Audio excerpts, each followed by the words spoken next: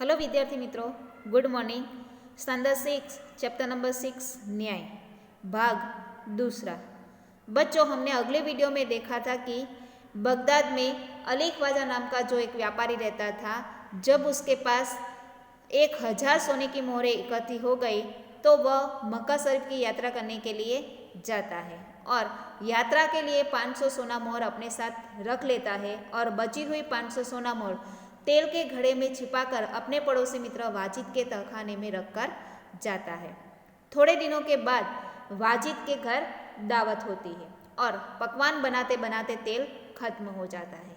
तो वाजिद जो है अली ख्वाजा के घड़े से तेल निकालने के लिए जाता है। जब वह तेल निकालने लगता है तब उसे उसमें कुछ सिक्कों की आवाज़ आती है और इसीलिए वह घड़े का तेल सारा तेल दूसरे बर्तन में निकाल कर देखता है तो घड़े में क्या था?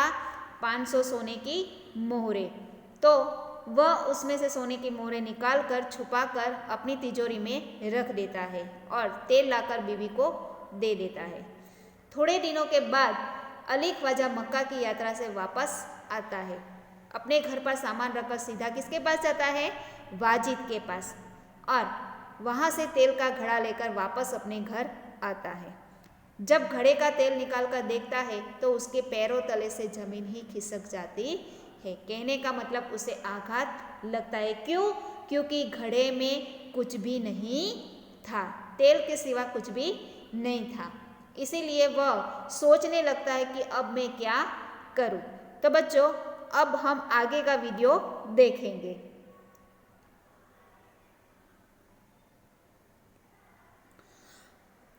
वह उल्टे पांव वाजिद के घर गया और अपनी मोहरें मांगने लगा। देखो, उल्टे पांव यानी कि फौरन जाना, तुरंत वापस। जैसे ही उसने घड़े का तेल निकालकर देखा घड़े में कुछ भी नहीं था, वह तुरंत वाजिद के घर पर आया और वाजिद से क्या मांग की? अपनी सोना मोहर मांगने लगा। देखो बच्चों, याद रखना, जब उसने घड़े में सोना मोहर छुपाई थी, यह बात अली ख्वाजा ने किसी को भी नहीं बताई थी और उसका फायदा वाजिद उठाता है। वाजिद ने कहा कि सीलबंद तेल का घड़ा आपको उसी स्थान से मिला जहां आप रखकर गए थे, मैंने उसे हाथ भी नहीं लगाया। देखो, वाजिद ने क्या कहा? जब अली ख्वाजा ने उनसे सोने मोहर की मांग की तो वाजिद ने कहा कि सीलबंद तेल का घड़ा आप जैसे ही तहखाने में जहां रखकर गए थे वहीं से आपको मिला, वैसा ही सीलबंद मिला, मैंने आपके घड़े को हाथ भी लगाया नहीं। मैं कैसे मान लूँ कि उसमें सोने की मोहरें थी? वाजिद ने क्या कहा? तो कि मैं कैसे मान लूँ, क्योंकि जब अली ख्वाजा तेल का घड़ा रख कर गया था उसने सोना मोहर की बात वाजिद से कही नहीं थी, वाजिद से या किसी से भी नहीं कही थी, और इसीलिए वाजिद कहता है कि मैं कैसे मान लूँ कि उसमें सोना मोहर थी। दोनों मित्रों में कहासुनी होने लगी। कहासुनी होना यानी कि झगड़ा होना। किस बात पर झगड़ा होने लगा? सोना मोहर की बात पर झगड़ा होने लगा। दोनों का झगड़ा सुनकर आसपास के लोग इकट्ठे हो गए। उन्होंने जब झगड़े को बढ़ते हुए देखा तो ख्वाजा से कहा कि आप काजी की अदालत में जाइए, वही आपके झगड़े को मिटा सकता है।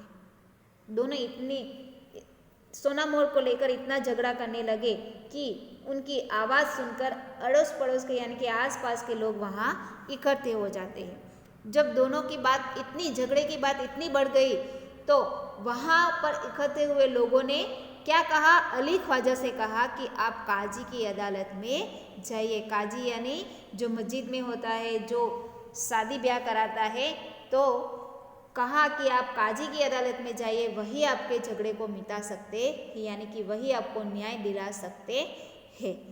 ख्वाजा ने काजी की अदालत में अपनी बात रखी, परंतु पक्के सबूतों के अभाव में उसे वहाँ से निराश लौटना पड़ा।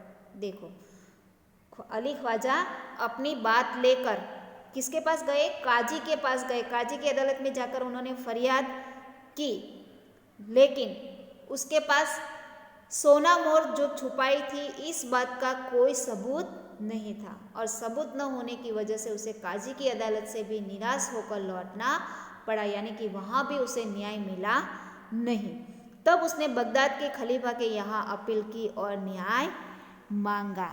तब उसने किसके पास वह गया? तो कि खलीफा के पास, बगदाद के खलीफा, खलीफा का मतलब होता है पैगंबर का उत्तराधिकारी, तो वहाँ पर अपील की या और न्याय मांगा। खलीफा ने उसकी अपील स्वीकार कर ली।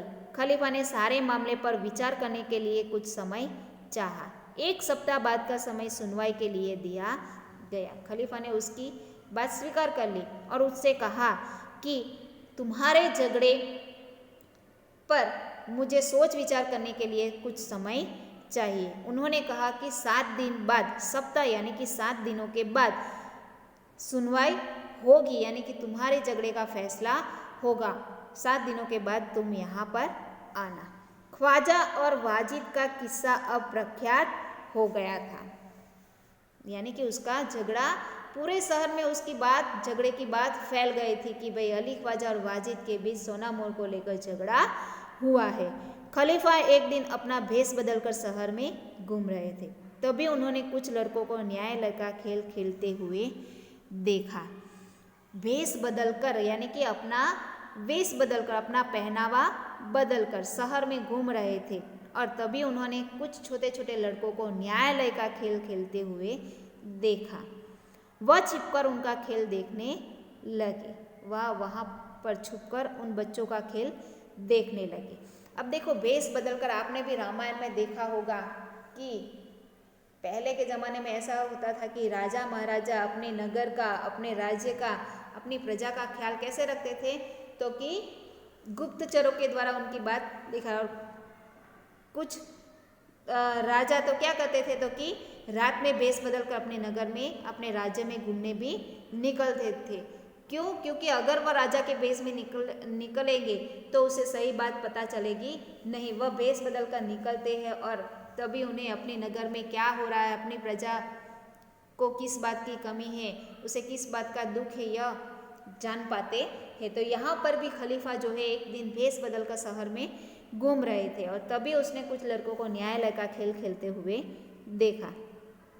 उन्हें लगा कि जो लड़का न्यायाधीश बना है बड़ा समझदार है, वह जिस तरह से न्याय कर रहा है बिल्कुल ठीक है।